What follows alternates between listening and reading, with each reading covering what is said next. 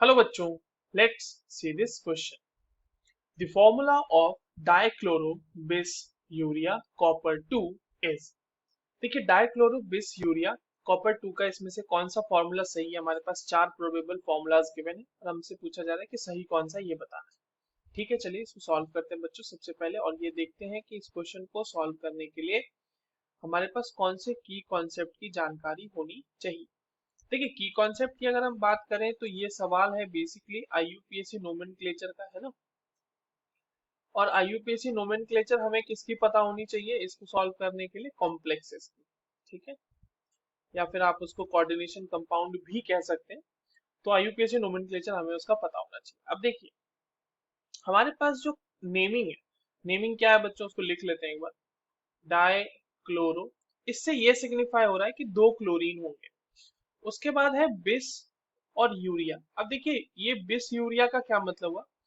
बिस जो है यहाँ पे ये भी बता रहा है कि यूरिया दो होंगे, बट ऐसा क्यों यूज किया गया? क्योंकि यूरिया जो है एक चिलेटिंग लिगेंड है, और चिलेटिंग लिगेंड के केस में उनके नंबर्स को हम दर्शाने के लिए बिस, ट्रेस, इस तरह से वर्ड्स को यूज करते हैं। एंड कॉपर 2 अगर है तो इसका मतलब कॉपर जो है वो 2 ऑक्सीडेशन स्टेट में, यानी कि +2 ऑक्सीडेशन स्टेट में। ठीक है, अब देखिए हमारे पास जो कंपाउंड होगा ये देखिए कैसा होगा कि कॉपर, ये Cu, ठीक है। डाइक्लोरो है तो Cl2 कर देते हैं, और यूरिया दो होंगे। तो एक यूरिया का फॉर्मूला क्या हो जाएगा बच्चों? एक यूरिया का फॉर्मूला हो जाएगा C डबल बॉन्ड O, और इसके दोनों साइड NH2 लगे रहते हैं, तो उसको हम लिख देते हैं NH2 का होल 2। ये एक यूरिया का फॉर्मूला है। और क्योंकि दो है, बिस लिखा हुआ है ना, तो बिस दिखा रहा है 2 को, तो ये दो हो गए।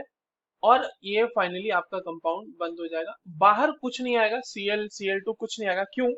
क्योंकि देखिए कॉपर 2 ऑक्सीडेशन +2 ऑक्सीडेशन स्टेट में, और क्लोरीन दो है, तो क्लोरीन का -1 होता है, तो दो क्लोरीन का हो जाएगा ना -2। तो +2 will be balancing the -2, +2 of copper will be balanced bye -2 of chlorine, दो क्लोरीन की वजह से।